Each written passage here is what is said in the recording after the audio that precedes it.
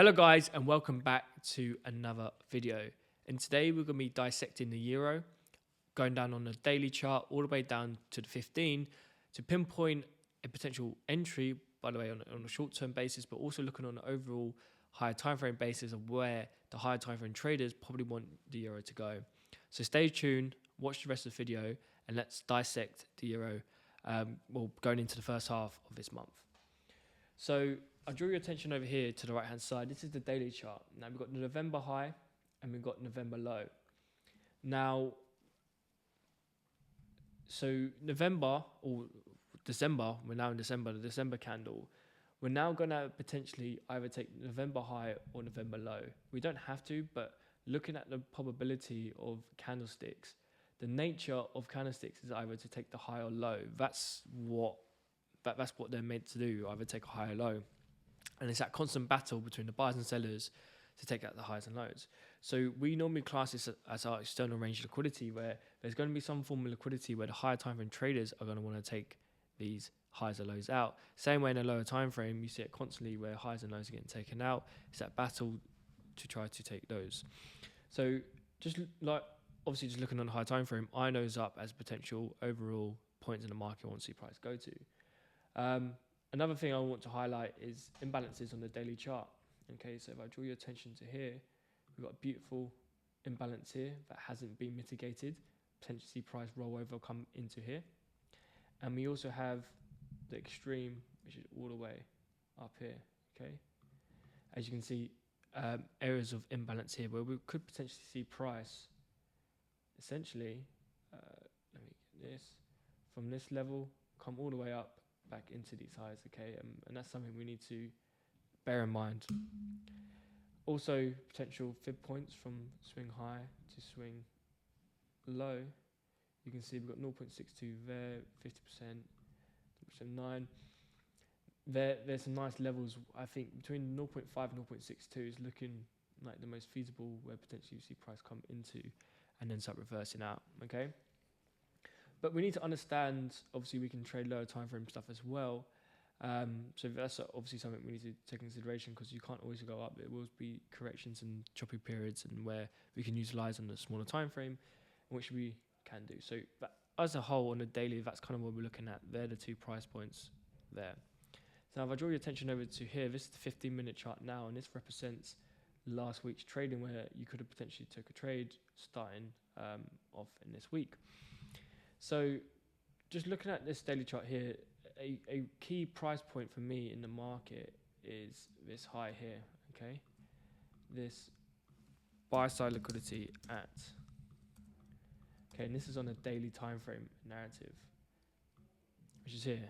And if I draw your attention over here, right there, that buy side liquidity, which for me is obviously a key point in the market. Why? Because it created this evening star formation, and we had those 3 candles there, 3 bearish candles that came and actually created a low here before coming back up. So this is a key area in the market, and there's going to be some form of orders resting above there. What we saw coming up into it was just before NFP news release, and what we saw price do is accumulate. So we saw price essentially squeeze in this section here. As you can see, we squeeze, and then NFP news release came out. We had a strong push up and back down into the market. Let's actually zoom in on that a bit further. Okay. So we had that, and that obviously that all happened during New York trading session, as noted by these 3 dots here. So strong news release came out and going straight back down. So we call this accumulation, where price is accumulating. Basically, the buyers and sellers are waiting for potential news release, potentially for certain things that come into play, for them to basically trade off and see how price goes. As you see there, price accumulated, pushed all the way back up and back down and traded below the buy side liquidity. In doing so, this move actually caused something called a balanced price range. So if I look into this move here, as you can clearly see, we had a strong bullish candle, wick, and then bearish candle to follow. But as you can see here, this bearish candle had no wicks either side, and this bullish candle had no wicks either side. So that in there, from that there to that high there, is something we call a balanced price range. Okay, balanced price range. Now, if I drag that all the way across here, that's where things start coming interesting. Okay, so now clearly what we can see happen is price accumulated, and then we manipulated this buy side liquidity. Manipulate that buy side liquidity there. Okay. And then the next phase of this accumulation, manipulation, distribution is obviously the distribution phase, which is currently over here where we can look to take trades. Now, we need to confirm, and we need confirmation that this balanced price range is actually valid and is something that we as traders want to trade off. How do we do that? We wait for price to tap into this level and then push away. Once it does that, we then have confirmation that price is actually respecting this, and we should be looking further and looking for further sells. So what we saw price do is price created a high just before it by X, and then we saw price obviously take out these lows here, giving us a market structure shift. Bottom. Another key thing to point as well where this level is, if I draw my fib, swing high to swing low, you can see that we come into a key level of 0.62, okay, which is obviously a key Fibonacci level that many traders and people look for in the market. So now that's happened, and we had a strong push down. I now want to look into this move in the market, and what I was able to find on the 1 hour was a bit of inefficiency through this level. Okay, if I draw your attention to this here, there was a small level running through here on the 1 hour. H1 IMB minus in there. So let's jump down on the smaller time frames and see what that looks like potentially on 15. Okay, so I'm going to put 15-minute time frame in here. Perfect. And then so I want that to look like that there, and then here I'm going to change to the 1 hour chart. When you see what it looks like from overall perspective on the higher time frames. Perfect. Perfect. Okay, so now we're on the 15-minute time frame. As you can see, we really respected that 1 hour imbalance. Okay, and then we started going into the London session on Tuesday, which is after Monday trading is taking place. Tuesday is now a really good opportunity to look to get into the market. What do we have? So we have the Asia low liquidity, Asia range low, and then we've got the Asia range high, which is resting here.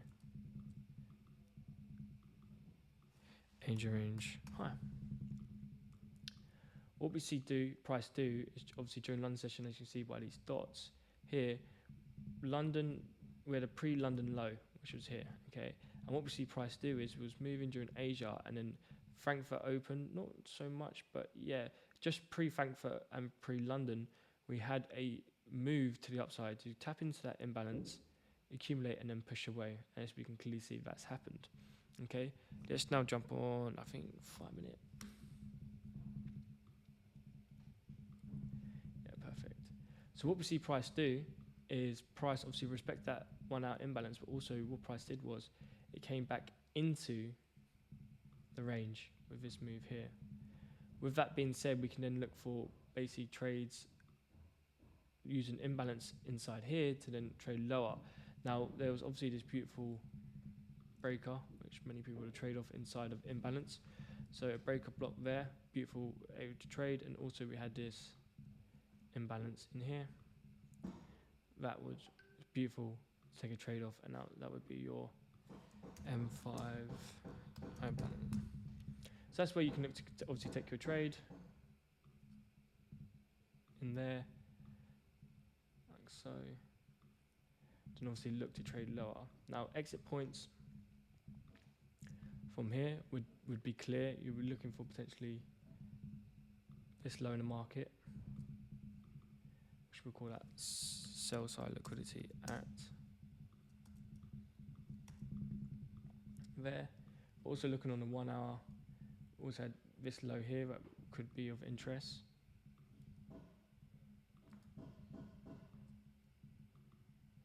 Another sell side liquidity at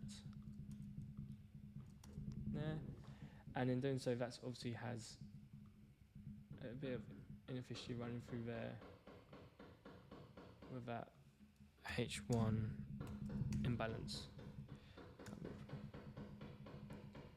So yeah, as you can clearly see, these are all the points in the market where you obviously could trade, and that was it, and that was the trade, based on obviously all the higher time frame stuff that all came from it. So really, this trade originated from the NFP news release, which gave us this push back up into here to manipulate those highs there, break down, come back down, retest basically a balanced price range in there, gave us the indication that we want to continue lower. We respected that, and then we based our trade of the Asia range session, taking trades based on that. So we've literally just zoomed in to the max we can to try to get as much from this market as possible. And then obviously where you want to target, you target that sell side, or you can target the 1 hour low next to the imbalance that hasn't been filled, and which is now has been filled completely. So yeah, guys, so this is kind of utilizing concepts we teach in the Discord and across social media, just understanding liquidity in the market, how it gets moved, and how to look on that on the smaller time frames. But that being said, we're now on the daily chart here. So that's all that noise there on the smaller time frames, but on the daily chart here as well, we still got lots of imbalance to fill on the daily chart. So higher time frame traders potentially going to see these gaps in the market and want to trade back up into there. And that's why we're seeing now on, let me jump on a 1 hour here. On a 1 hour time frame, potentially buyers looking to step back into this market to take out highs and potentially come further into these levels. So really interesting to see how price goes. If we start obviously taking highs in the market now, I'd like to see that continue. Taking highs here, price comes back up, taps into there, away we go. I can see a move coming into here, and potentially price wants to go higher into there. And then obviously this is our overall swing here, and obviously a little chart pattern here. You've got your left shoulder, head, right shoulder, neckline. It would make sense potentially see price pull back into there, where we get that reversal chart pattern. So yeah, guys, that's essentially it on this pair. And obviously a major level we've just tapped into as well here on the daily, which will be there, which is this sell side liquidity at there, okay, which obviously we've tapped into now, and now looking to see price push away from there. Okay, so that's kind of like a full in-depth breakdown on the euro, what I'm looking for and what potentially can see happen. So yeah, guys, if you want to see more videos like this, please like, comment and subscribe, and I'll see you in the next video.